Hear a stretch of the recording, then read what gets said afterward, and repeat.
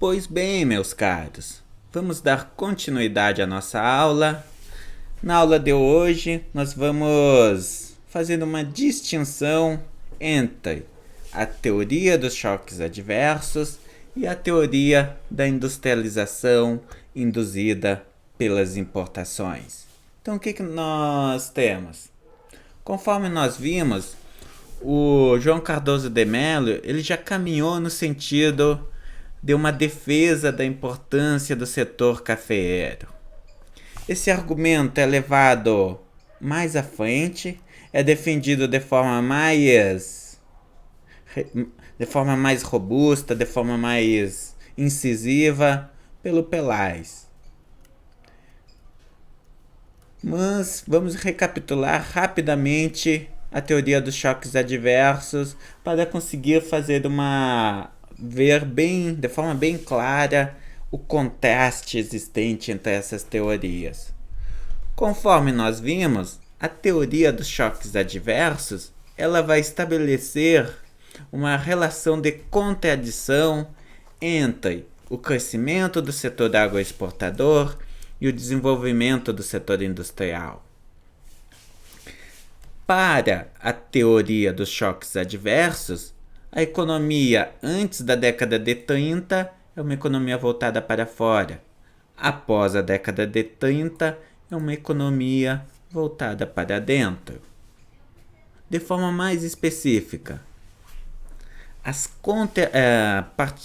diversos choques adversos. Primeira Guerra Mundial, Segunda Guerra Mundial, não temos uma Terceira Guerra Mundial, o choque, mais especificamente, a crise de 29, ela vai criar condições que são favoráveis ao desenvolvimento da indústria nacional, ao gerar contradições, ao gerar uma estagnação nas divisas internacionais. A demanda interna se mantém e se reduz o montante de dólares gerados pelo setor exportador de tal forma que o país forçosamente tem que adotar políticas que são favoráveis ao desenvolvimento da indústria. Assim, para a teoria dos choques adversos, é a crise no setor agroexportador que vai gerar as condições favoráveis à gênese da indústria. A partir da década de 30, a variável endógena, investimento industrial, vai substituir a variável exógena, demanda externa por exportações, como fonte de dinamismo e de crescimento econômico. Em suma, de forma bem resumida, extremamente resumida, o que a teoria dos choques adversos coloca é exatamente isso. Já a teoria da industrialização induzida pelas importações, ou melhor dizendo, pelas exportações, o que ela vai colocar?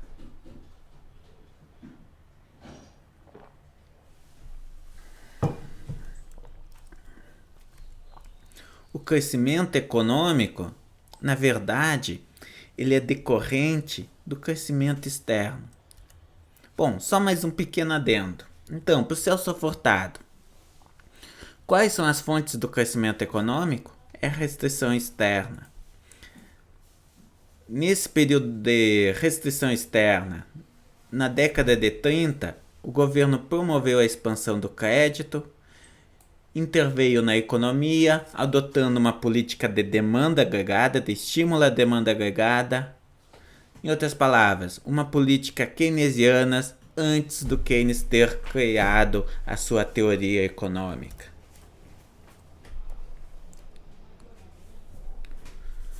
A política de queima de café adotada pelo Getúlio Vargas vai criar um cenário favorável ao desenvolvimento da indústria, ao gerar uma demanda elevada por produtos industriais.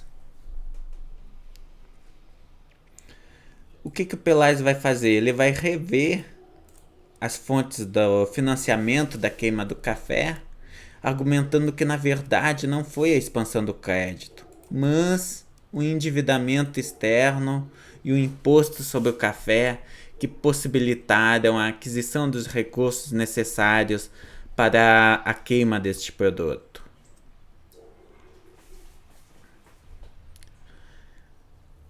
Então, nós temos diversos autores aqui que vão resgatar, tentar rever dessas teses, principalmente a tese do Furtado, complementando essa tese de alguma forma.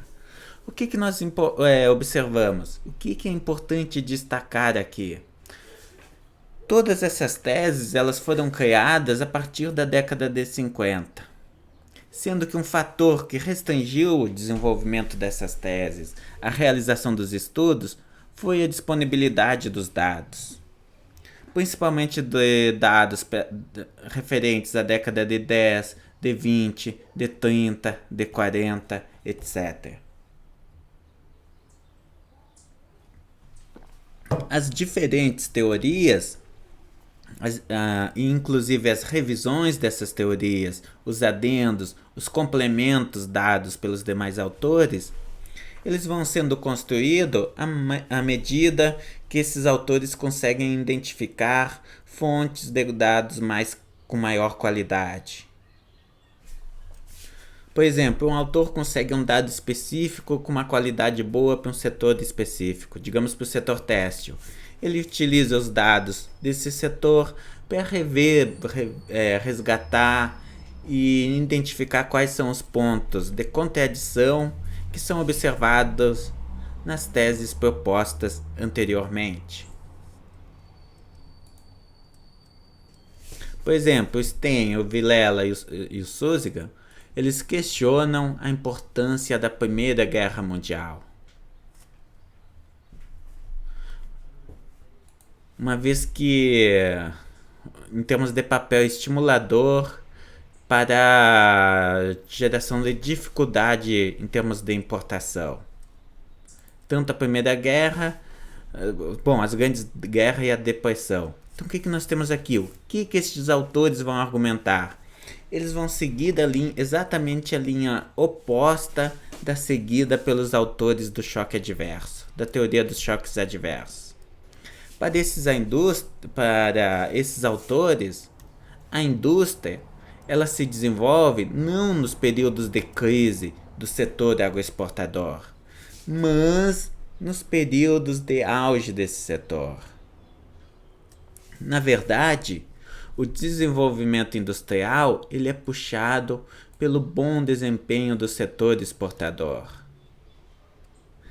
A Primeira Guerra Mundial, ao romper com a fase de expansão do setor cafeeiro, na verdade, ela interrompeu o crescimento industrial.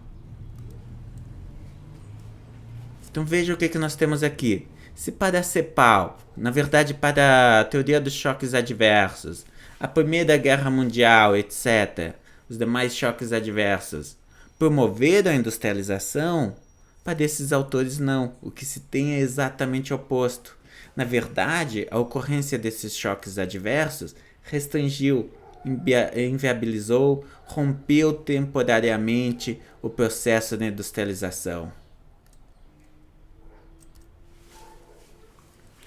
O que as teses que defendem a hipótese de industrialização induzida pelas exportações irão argumentar? Em suma, elas advogam que existe uma relação linear aqui, uma relação linear entre a expansão das exportações e a industrialização. Por quê? Mas afinal, através de que mecanismos a expansão do setor exportador consegue contribuir para o desenvolvimento da indústria?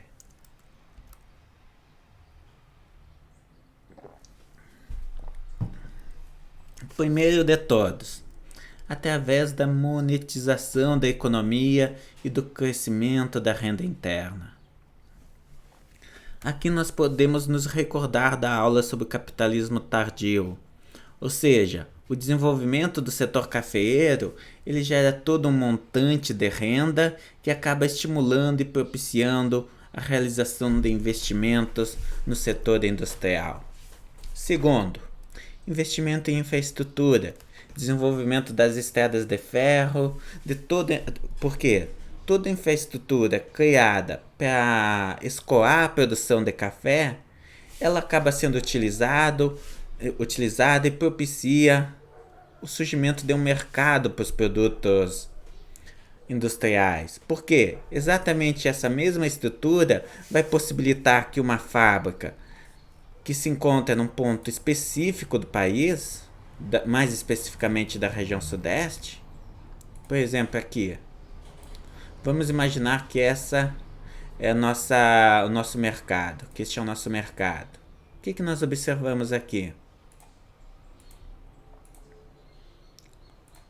Uma fábrica que se encontra em um ponto específico do país, ela pode utilizar a infraestrutura existente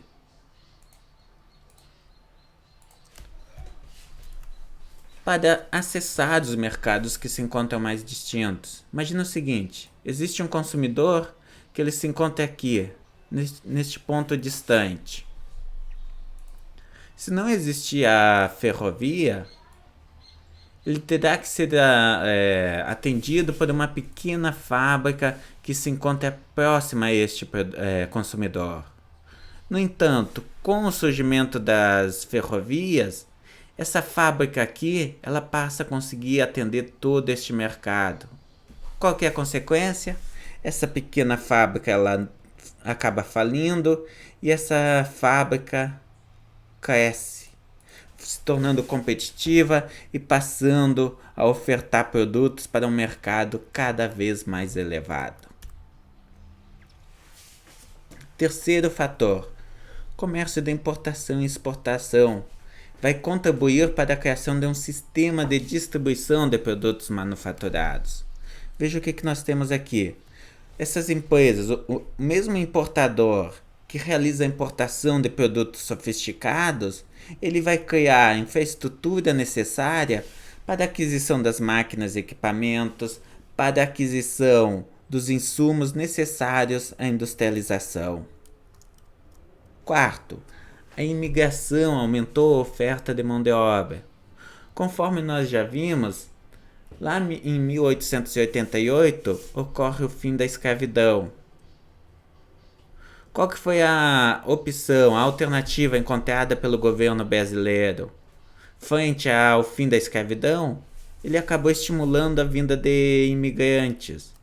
Com a vinda desses imigrantes, surgiu uma grande massa de trabalhadores assalariados, sendo que esses trabalhadores assalariados acabaram criando uma demanda elevada por produtos industrializados, contribuindo ainda mais para o crescimento da nossa pequena fábrica.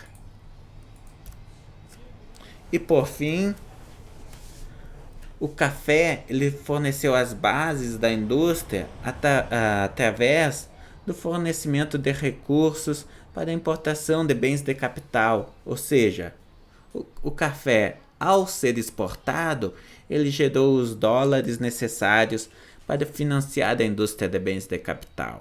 Assim, o que nós temos? Em resumo, monetização da economia, investimento em infraestrutura, comércio de importação e exportação, imigração e fornecimento de dólares, de divisas. Através dessas 5 formas, o café acaba contribuindo para o crescimento do setor industrial, para o surgimento de uma indústria cada vez mais forte e pujante.